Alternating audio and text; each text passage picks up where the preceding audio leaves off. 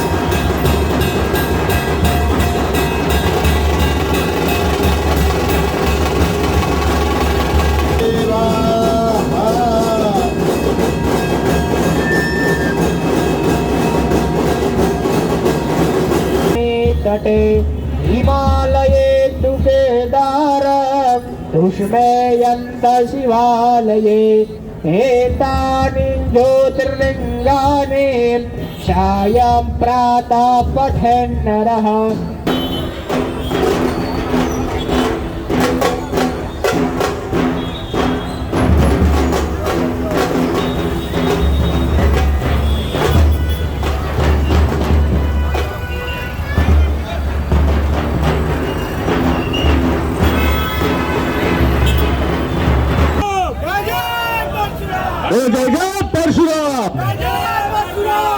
ओम जय परशुधारी स्वामी जय परशुधारी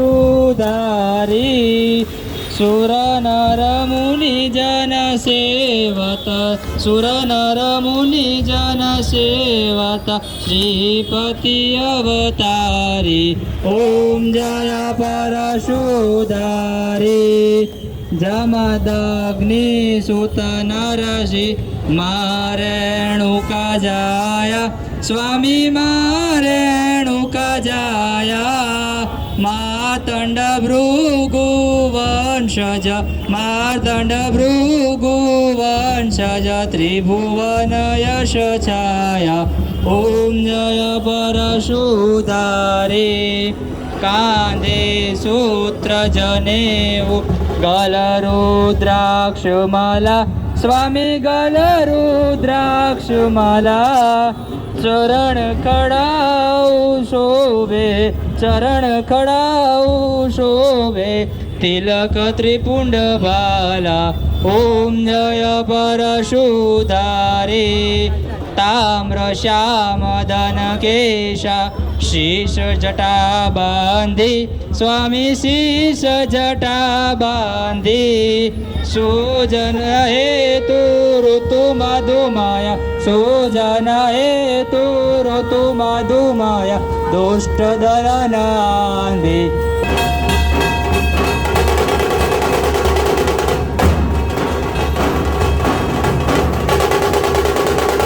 મારું નામ મનોજ મહેતા છે અને હું અમદાવાદ યુવા બ્રહ્મ સંગઠનનો મેમ્બર છું.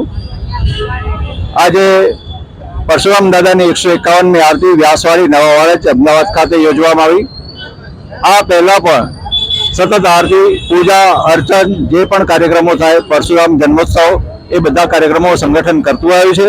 અને આજનો આ ભવ્ય અને અતિ ઉત્સાહથી યોજવાયેલો આ કાર્યક્રમ અને મોટી સંખ્યામાં ભૂદેવો, ભાઈઓ, બહેનો, અહીંયા બાળકો બધા હાજર રહ્યા અને આરતી કરી, દાદાનું પૂજન અર્ચન કર્યું અને મહાપ્રસાદ ગ્રહણ કર્યો. એ બદલ હું સર્વ ભૂદેવોનો ખૂબ ખૂબ આભાર માનું છું. હર મહાદેવ, જય પરશુરામ. હું વિરેન્દ્ર પંડ્યા. આજે અમદાવાદ યુવા બ્રહ્મ સંગઠન દ્વારા પરશુરામ દાદાની પરશુરામ ચોક પર 151મી આરતી આજે કરવામાં આવી છે અને ભવ્ય રીતે આ આરતીનું આયોજન કરવામાં આવ્યું.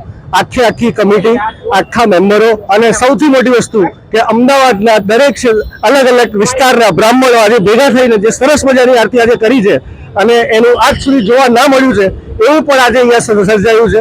અને આશા રાખીએ છીએ કે આગળ જઈને આખું ગુજરાત, આખું ભારત રાષ્ટ્ર જ્યાં જ્યાં બ્રાહ્મણ વસે છે દરેક બ્રાહ્મણ આ કાર્યમાં જોડાય, આપણા ઈષ્ટ દેવતા પરશુરામ દાદાને યાદ કરે અને ફરીથી એ બ્રાહ્મણ તરીકેનું ગર્વ રાખે અને એ ગર્વને આગળ લઈને આગળ વધે, એ જ અમારી શુભેચ્છા છે. જય જય પરશુરામ, હર હર મહાદેવ. હવે આજનો જે કાર્યક્રમ જે હતો, જે અમે આટલા બધા બ્રાહ્મણ ભાઈઓ ભેગા થઈ આજે જે ભેગા થયા હતા, એનું કારણ એક જ હતું કે બ્રાહ્મણ, આપણો ભાઈ, આપણો ભૂદેવ એક થાય, એક સાથે રહીને એકબીજાનો હાથ પકડીને આગળ વધે અને આગળ એટલે એ સીમા પર વધે કે ક્યાં આગળ એને કોઈની જરૂર ના પડે. આમાં વિશે વધારે મારા ખ્યાલથી અમિતભાઈ થોડું માર્ગદર્શન કરશે. અમિતભાઈ, હવે આપણે કઈ રીતે એકતા વધારશું? બસ મારી દરેક બ્રાહ્મણ ભાઈઓને એક જ વસ્તુ કહેવાની કે દરેક ખૂણેથી, દરેક જગ્યાએથી તમારી જોડે બીજા 5 બ્રાહ્મણને લો, ભેગા કરો અને યુનિટી બનાવો બ્રાહ્મણોની. કે જ્યાં પણ કોઈ પણ બ્રાહ્મણને ક્યારે પણ કોઈ પણ જગ્યાએ જરૂર હોય ત્યાં આપણા બ્રાહ્મણ ભાઈઓ ત્યાં ઉભા રહે એમની જોડે અને એક એકતા રહે, એવી મારી દરેક ભાઈઓને નમ્ર વિનંતી છે.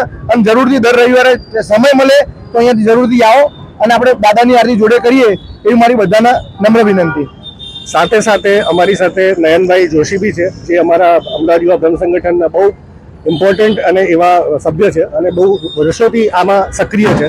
નયનભાઈ, દાદાના માટે હવે શું કહેશો? આવનારા સમયમાં અમે એ જ ઈચ્છીએ છીએ કે હર રવિવારે સાંજે 7 વાગે જે દાદાની આરતી થઈ રહી છે, આજ જેટલી મોટી બહોળી સંખ્યામાં ભૂદેવો અહીંયા જોડાય અને માત્ર અમદાવાદ નહીં પણ ગુજરાતમાંથી અને ગુજરાત બહારથી બી આ દાદાનું એક સાનિધ્ય સ્થળ છે, ત્યાં ભૂદેવો જોડાઈને અમદાવાદ, ગુજરાત અને ઇન્ડિયા ખાતે એટલું મજબૂત બને બ્રાહ્મણ કે આવનારા સમયમાં બ્રાહ્મણને એકબીજાની સાથે જોડીને અમે ઓર મજબૂત થઈએ. જય જય પરશુરામ, હર મહાદેવ. જય જય પરશુરામ, જય જય પરશુરામ, જય જય પરશુરામ, જય જય પરશુરામ. હર હર મહાદેવ, હર હર મહાદેવ, હર હર મહાદેવ, હર હર મહાદેવ. નમઃ પાર્વતી પતે, હર હર મહાદેવ. ક્યારે ઘીની નદીઓ વહેતા જોઈ છે ખરા? હા, અમે એ જ ઘીની વાત કરી રહ્યા છીએ કે જે તમે ખાવામાં ઉપયોગ કરો છો. ગુજરાતમાં એક ગામ એવું છે કે જ્યાં ઘીની નદીઓ વહે છે, સાથે સાથે સ્વિમિંગ પુલ પણ ઘીનો બનાવવામાં આવે છે. અહીં કોઈ વાત મજાકની નથી, પરંતુ શ્રદ્ધાની વાત છે. કહેવાય છે કે ગાંધીનગર પાસે રૂપાલ નામનું એક ગામ આવેલું છે. આ ગામમાં વરદાય માતાનું મંદિર છે. પાંડવોના સમયથી જ અહીં એક પલ્લીની રચના કરવામાં આવે છે કે જે પલ્લીની અંદર લોકો ઘી ચડાવીને પોતાની માનતા પૂરી કરતા હોય છે. લોકોની માનતાઓને આસ્થા એટલી બધી વધારે હોય છે કે પલ્લીમાં ચડતા ઘીને કારણે આખા ગામમાં ઘીની નદીઓ વહેવા લાગે છે. હવે સવાલ થાય કે એટલું બધું ઘી આવે છે ક્યાંથી? તો જે પણ વ્યક્તિની માનતા હોય એ 5 કિલો, 10 કિલો કે 15 કિલો ઘી માતાજીની પલ્લી પર ચડાવે છે અને પોતાની માનતા પૂરી કરે છે. આ રીતે ગામ આખું ઘીથી તરબોળ થઈ જાય છે. આ તો શ્રદ્ધાની વાત છે, પરંતુ માતાજી આવી રીતે ઘીનો બગાડ કરવાનું ક્યારેય ન કહી શકે. હા, શ્રદ્ધા પૂરી કરવા માટે આપણે પલ્લીમાં ઘી ચડાવવું જ જોઈએ, પરંતુ આવી રીતે ઘીનો બગાડ કરવો એ યોગ્ય નથી. કહેવાય છે કે આ ઘી કે જે રસ્તા પર હેમખેમ પડ્યું હોય છે એને કેટલાક ગરીબ લોકોમાં વિતરણ કરી દેવામાં આવે છે. રસ્તા પર પડેલું આ ઘી ખૂબ જ ગંદા સ્વરૂપમાં હોય છે, જે ખાઈને ઘણાના સ્વાસ્થ્ય પણ બગડી શકે છે. માતાજીની શ્રદ્ધાનો સવાલ છે તો આપણે જરૂરથી પલ્લીમાં ઘી ચડાવીને આપણી માનતા પૂરી કરવી જોઈએ, પરંતુ આવી રીતે ખરેખર ઘીની નદીઓ વહેડાવી ન જોઈએ અને તેમને બાળકોના પોષણ આપવા માટે ઉપયોગમાં લેવું જોઈએ. સદીઓથી આ પ્રથા ચાલી રહી છે, તેની સાથે લોકોની આસ્થા જોડાયેલી છે અને આસ્થા ખરેખર સાચી પણ છે.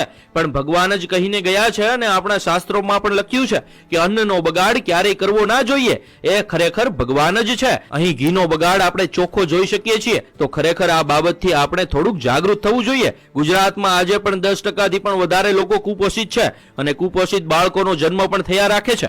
માતાને ચડાવવામાં આવતા ઘીથી ઘણા બાળકોને પોષણ મળી શકે એમ છે. તો આવા ઘીનો ઉપયોગ ગુજરાતમાં કુપોષિત બાળકોને પોષણ આપવા માટે કરવો જોઈએ. આ બાબતે તમારું શું માનવું છે? કોમેન્ટમાં જરૂર જણાવજો.